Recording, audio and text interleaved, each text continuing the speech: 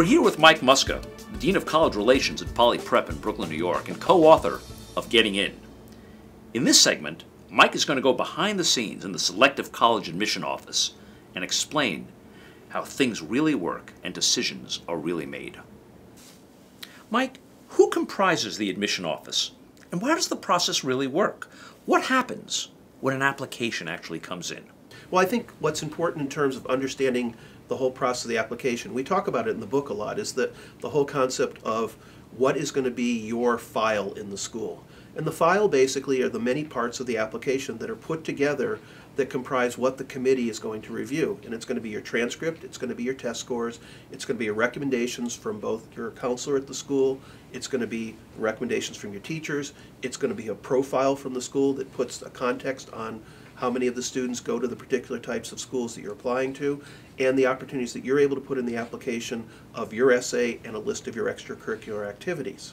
Now, to understand the process a little bit further, once the school gets this file, they need to decide to process this file and make a decision whether they're going to admit you, to deny you, or perhaps put you into a category where they might look at you again in terms of a waiting list, or are looking at you a second time in terms of filling out the class. The admissions committee normally will be the dean of admissions and 4 or 5 of their associates. Many schools will break up into 2 or 3 committees where the committees will actually review the application and then make recommendations to the dean or director in terms of whether this is a file that we think they should accept or deny. Oftentimes, however, there will be certain schools where the entire admissions committee will sit in on particular cases, in particular probably situations where there may be a question mark why there's some really good things in a file, but perhaps 1 or 2 red flags that raise a concern in terms of let's revisit this application, perhaps reach out to the college counselor again, ask a question or two. But the whole concept of the committee is really important in terms of getting a real appreciation of the application. It's also important to understand that in most cases there's going to be a regional person sitting in on that committee who's familiar with the school, who may also be familiar with the applicant, who will advocate on their behalf. And that's why the opportunity to meet with an admissions person, perhaps when they visit a high school, at a college fair, or perhaps when you visit campus, is a real opportunity to make that connection as well. Mike, take us inside the admission committee, behind the scenes, at a place like Brown. When you were there, how did it really work? Well, the difference between the old days and the new days is the fact that I would walk into committee with a student I might want to advocate for with a paper file with all the sheets that we just talked about and talk about why I thought the committee should consider taking that particular applicant. I oftentimes would put it in the context of the school group. In other words, there might be half a dozen applicants from that particular school, and I might explain why this student might be the best admit for us at Brown compared to the other 5 applicants from that particular school. That doesn't mean we might not take 3 or 4 of those other applicants if they were all equally qualified, but I would have to put it in a context in that particular situation. The irony of it would be I might quote a teacher recommendation or the counselor, and then the file would be passed around the office. The difference nowadays is that every person sitting in the committee room oftentimes, because the applications are coming in electronically, may very well have the file on a computer screen or on their laptop right in front of them where they can all look at the transcript simultaneously that I might be talking about, or a particular recommendation that I might be talking about. And that's a real change in terms of understanding what's happened in years past to today. Many times in the old days, I would think that an admission officer who really liked a candidate could try to push it through a little bit because his colleagues might not very well see everything that's in the file. Nowadays, all of a sudden someone might say, why is there a C in this particular course? Or I'm a little concerned about this subject test SAT, that all of a sudden the admissions counselor who's advocating for that student will have to be able to respond to. Mike, can an individual admission officer say yay or nay to an applicant? I think it really depends nowadays in terms of the volume applicants. There are probably some clear-cut admits and there's some clear-cut rejections. So the individual admission officer who perhaps is responsible for a region at many schools may have the power to make that decision. They look at a transcript from a particular school, they see C's on the transcript, there may be no reason to ever take that application to committee or to the dean or director to look at. There are some schools who are very clear in saying every student goes to committee. And in those cases, regardless of how strong the student may be, they at least get to the committee room. They may not get much of a hearing, but they get to the committee room. I've always advocated with our students to think about schools where you're going to get a hearing and a reason why you're going to get a hearing. To be able to get yourself on the table so there will at least be a discussion about you. You talk about an admission officer being responsible for a particular region. How does that work? Well, if you think about an admission officer, admission office, and let's think, for example, there are 15 people in the admission office.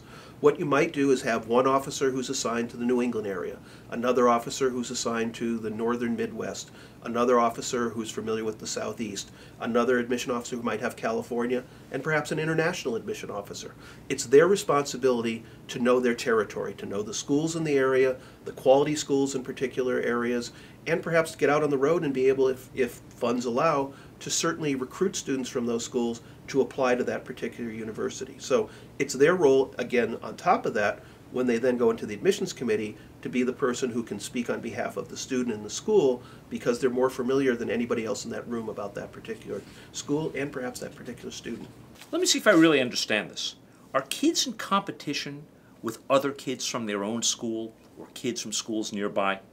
I think, there are a lot of conversations about that, and there are certain schools, for example, that read their class as what we call school groups. In other words, there's a context that if there are 10 applicants from a particular school, that admission officer might put all 10 students on the table at the same time and put a context in terms of how they operate. Dartmouth, for example, is very clear that they do not read as school groups. They try to separate students so that there is no comparison in terms of student A versus student B versus student C from the school, but more seen in the bigger context. So it's really important, I think, for an applicant perhaps to get a sense of what does the school do, or perhaps even more so, the counselor to get a sense of what the school does in that particular situation. Reality is there probably is going to be competition. A student from a particular school with multiple APs versus a student who doesn't have any APs is clearly going to be an advantage. Relative to looking at a neighborhood school, I think there's no question that there's certainly comparisons in terms of a high school that's seen as perhaps the more prestigious school in a particular geographical area. Those students may be seen in a more positive light than students from a lesser thought of school. However, the fact that a student from that lesser school who's really excelled may also be an advantage because they're not going to have the same competition from their particular school as opposed to a school that may have 10 or 15 qualified applicants to that particular college. Mike, does applying for financial aid hurt a kid's chances of admission? I think it's really important when you're out looking at schools to find out if a school is what we call need blind or need aware. Need blind means that a college will look at your application regardless of your financial aid situation, whether you're applying or not, and make a decision. So in those particular schools, it may have no impact whatsoever if you've applied for financial aid. In schools that are need aware, and basically a school that's need aware is a school that just doesn't have the financial resources to fund all the students that it may want to accept, that there are many times that a student who's applied for financial aid, who's on the edge of admission, could be at a disadvantage because they've applied for financial aid at that particular institution.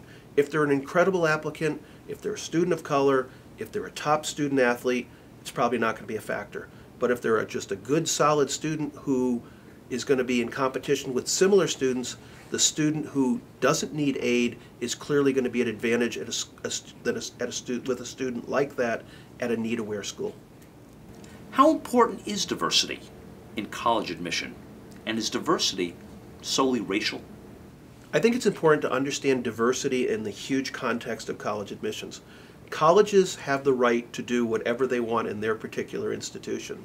So you're going to find some schools that value diversity far more than other schools. And there are going to be schools that look at diversity as ethnicity, but it could also be social stratosphere, first-generation students where mom and dad never had the chance to go to college. And schools are going to look at these particular areas and say, we would like to have students that bring these qualities to campus. And many times, the coal miner child from West Virginia may be far more attracted to that school than an affluent student of color from a family that's 2 generations of college. So I think you really have to get a sense of what's important to the particular school. But there's no question that in these days and times, diversity is important to schools. And I think in many ways, even international diversity is a part of that. We're seeing many colleges now take 10 to 12 to 15% of their applicant pool as international students, where that was not the case many years ago. How important is it to visit a college? And how should you organize an effective visit to a college? I think early in the process, visiting colleges is absolutely critical. It helps you sort through what kind of school is the right kind of school for you. And I'll tell my students, they may come in and say to me, Mr. Muska, I know I want to go to a small liberal arts college in New England. I try to make sure they look at schools in another part of the country, that they look at some bigger schools, that perhaps they look at an urban versus a rural campus, so that at least they can step back and say, perhaps a year later, you were right to make me look at another particular school because it opened my eyes to another option. And what they may think they want in the fall of their junior year could be very different than what they want in the spring of their senior year.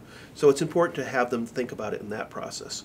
I think the further piece of that is, how does the visit itself be important in the admissions process? It's important for the student, but it's also important for the school. It's important for the student to have the opportunity to see what the school is all about and perhaps talk with someone in admissions to give them a sense, to give the school a sense of who they are. It also shows interest in that particular school. And it's very clear to us in these days and times, in these competitive admission fields, that many schools are going to want to see this level of interest, and when they're looking at applicants, they may very well say, oh, he came to campus and he's remained in touch with us, versus another student who never came to campus, which may be interpreted as a lack of interest by that particular student as well, too. So the visit is very, very critical in both aspects, I think, for the student, but also for the school as well. We've been talking with Mike Muska, co-author of the best-selling book, Getting In. Thank you, Mike.